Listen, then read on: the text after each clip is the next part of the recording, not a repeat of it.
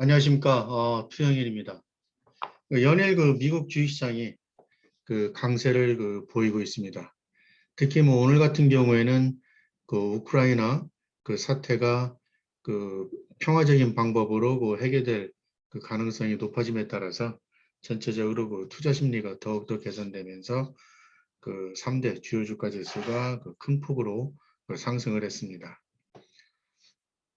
지금까지는 제가 유튜브를 통해서 주로 이제 전략 중심으로 그리고 일부는 ETF 상품도 소개를 해드렸는데 최근에 이제 시장의 흐름 때문에 전략에 대해서 많이 말씀드렸는데 오늘은 다시 한번 ETF 상품으로 돌아와서 ETF 상품에 대해서 설명할까 합니다. 오늘 말씀드릴 상품은 표지에서 보시겠지만 티커로는 ESG고요. 원문으로는 iShares ESG Aware MSCI USA ETF입니다. 이 그림에서 이름에서 알 수 있겠지만 ESG 펀드입니다. 그런데 이제 이 제목에 제가 ESG를 지금 진입해도 괜찮을까요? 라고 이렇게 말씀을 드리는데요. 물론 이제 이 상품은 ESG 상품에 대해서 많이 알고 계신 분들은 아마 충분히 인지하고 있는 그런 상품입니다. 왜냐하면 이 상품이 전 세계 ESG ETF 가운데 규모가 가장 크고 규모가 가장 크고 그리고 이제 블랙락에서 운용을 하고 있기 때문에 그래서 많이 인지가 되고 있습니다. 그런데 오늘 굳이 이 상품을 들고 나온 이유는 최근에 ESGU가 장기 이동 평균선인 200일 이동 평균선을 상향 돌파했다는 점 때문에 그렇습니다. 그래서 상향 돌파를 했기 때문에 원론적으로 보면은 관심을 갖고 매수를 해야 되는지에 대한 궁금증이 생길 것 같은데요. 기본적으로 오늘 이제 제가 드릴 말씀은 ESGU 상품은 단기적으로는 성장주 흐름에 성과가 좌우될 것으로 보이기 때문에 전체적인 시장 흐름에 따라서 움직일 것으로 보입니다. 따라서 이러한 단기적인 접근보다는 이제 시장의 변동성이 생길지 모르니까요. 단기적인 접근보다는 ESG 철학을 기반으로 한 투자가 바람직해 보인다. 이것이 이제 오늘 여러분들께 말씀드릴 주요 내용입니다. 말씀드렸지만 이제 ESGU는 출시 이후 2016년 12월 1일에 출시를 했고요. 블랙락에서 발행을 했습니다. 그리고 이제 운용 보수가 0.15%로 좀 다소 높은 편입니다. 이것은 ESG라는 종목 선정 기준의 운용력의 능력이 이제 들어가기 때문에 그렇죠. 그리고 전체 운용 자산은 아까 말씀드렸지만 약 한 300억 달러 정도가 됩니다. 그래서 ESG 상품 중에서 가장 규모가 크고요. 그리고 이제 평균 호가 스프레드는 0.02%로 유동성이 매우 좋습니다. 운용 자산 규모가 크니까 당연할 것이고요. 그런데 이 그림에서 보시겠지만은 ESGU가 출시 이후에 수익률은 94.7%였는데 S&P 500 지수 97.5%에 비해서는 다소 부진한 그런 상황입니다. 이 ESGU는 앞서 이름에서도 보셨겠지만 MSCI US 인덱스에 편입된 종목 가운데에서 ESG 팩터 점수가 높은 종목군들로 구성이 됩니다. 따라서 당연히 무기라든가 담배, 화석연료, 샌드오일과 같은 관련 종목들은 편입에서 제어가 됩니다. 결국 이러한 종목들로 구성된 것이 MSCI USA ESG 포커스 인덱스인데요. 기초지수가 되는 것이죠. 이 상품이 이 기초지수를 추종합니다. 현재 321개 종목이 편입되어 있습니다. 그런데 앞서 말씀드렸지만 S&P 500 지수는 출시 이후에 97.5% 상승을 했는데 ESGU는 94.7% 정도밖에 안 됩니다. 그래서 S&P 500 지수를 쫓아가지 못하고 있고요. 5년, 1년 기준으로도 마찬가지입니다.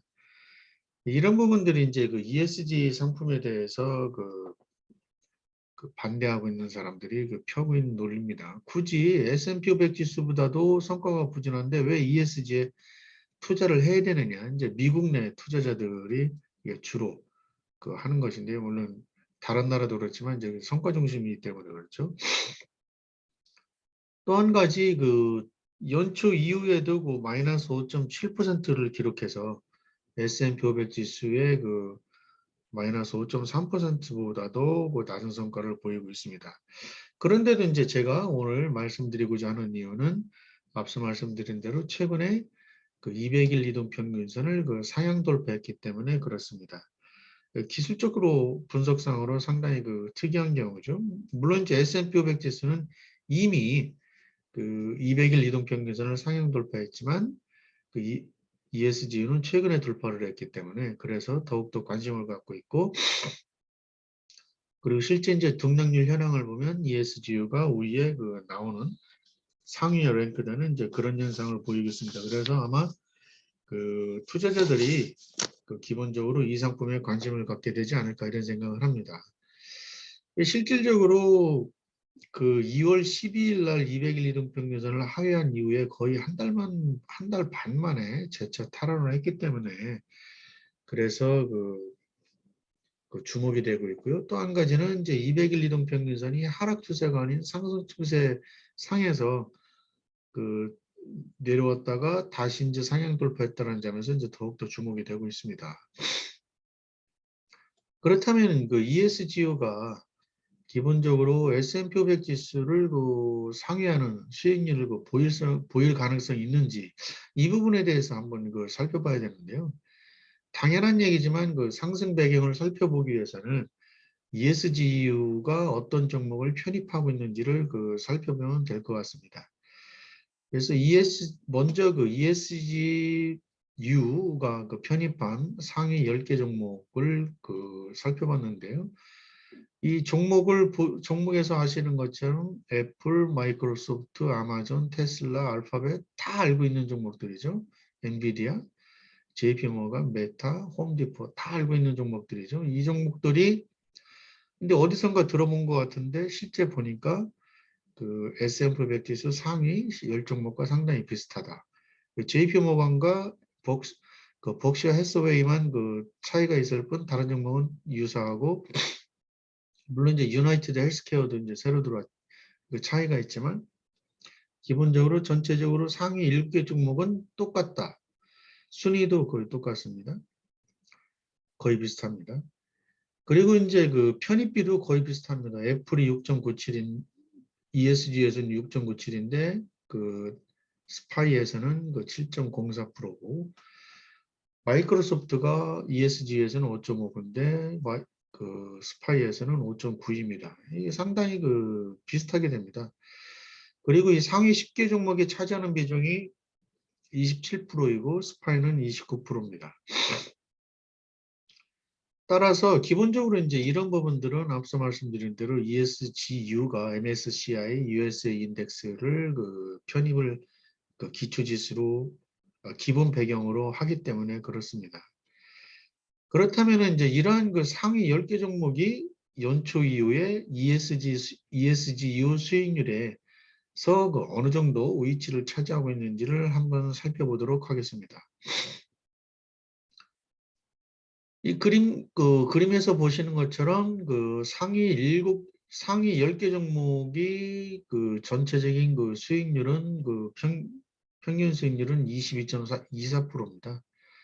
얘네들 두 종목이 다 잡아먹어서 그렇습니다. 여기서 그 수익률은 이 수익률 전체를 평균 낸 것이 아니라 이제 종목별 그 비중 수익률, 그래서 포트폴리오에서 어떤 수익률을 보이고 있는지를 나타낸 것입니다. 그래서 상위 10종목이 포트폴리오 수익률은 22.74%가 됩니다. 이와 반면에 그 상위 7개 종목은 마이너스 2.78%입니다. 그래서 ESGU 수익률이 연초 이후에 그 마이너스 5.6% 수익률을 보이고 있는데 상위 10종목을 보든지 상위 7종목을 보든지 간에 ESG에서 차지하는 비중이 상당히 높습니다. 10개 종목은 ESG 수익률을 상당히 많이 갉아먹고 있다고 볼 수 있겠죠.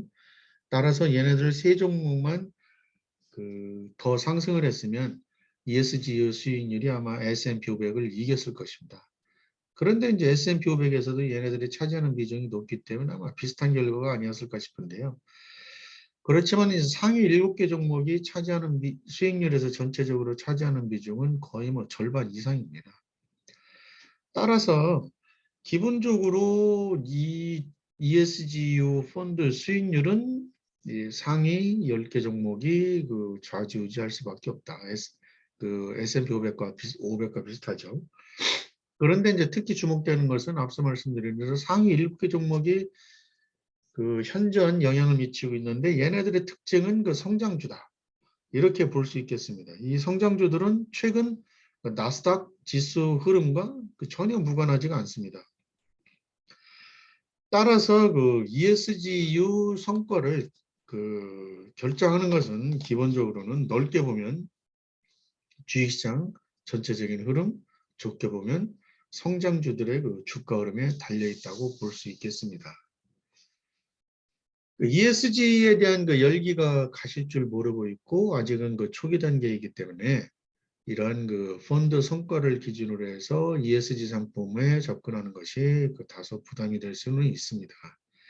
그리고 이제 ESG 관련 상품들이 IT 업종, 즉 성장주 중심으로 운용되는 사례가 늘고 있기 때문에 더더욱더 어려울 수 있는데요.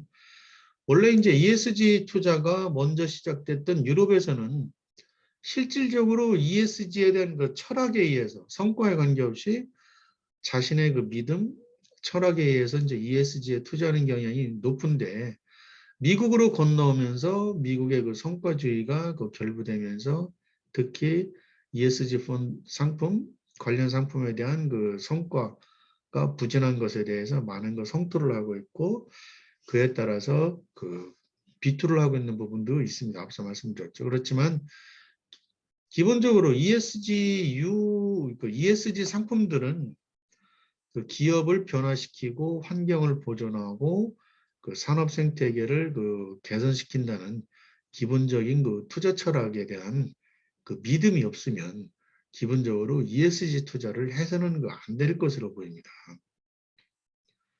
따라서 투자자 본인들의 이제 판단에 따라서 다르겠지만 ESGU가 오늘 제가 말씀드린 대로 200일 이동평균선을 상향 돌파했다고 해서 적극적으로 접근하는 것은 자제했으면 하는 것이 저의 솔직한 생각입니다. 차라리 성과만을 중시한다면은 이런 성장주 중심의 ESGU를 굳이 매수할 필요가 없고 기본적으로 QQQ를 매수하면 될 것입니다. 따라서 계속 말씀드렸지만 ESG 투자에 대한 자신의 신념이 확고하고 장기 투자에 대한 생각을 장기 투자라고 말씀드린 것은 모든 펀드 투자의 기본이지만 특히 ESG가 이제 상품 아직은 출범한 지 초기이기 때문에 초기 성과를 가지고 판단하는 것이 무리가 있다는 측면에서 이제 장기 투자를 말씀드리는 것입니다. 따라서 이런 장기적인 이런 투자 기간을 갖고 ESG를 편입한 것이 오히려 ESG에 대한 ESGU에 대한 오히려 바람직한 접근 전략이 아닌가 이런 생각을 해보게 됩니다. 따라서 ESGU 상품을 단순히 그러지 않으실 것으로 믿지만은 200일 이동평균선을 상향 돌파했다는 이러한 기술적인 요인에 의해서